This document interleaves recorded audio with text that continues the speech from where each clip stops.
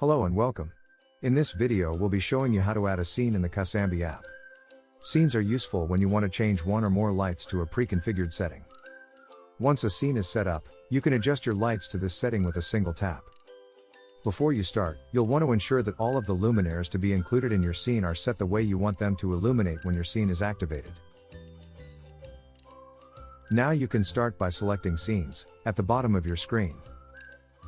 Tap on Add a Scene, and then give your scene a name. Select Add a Scene from the top of the list.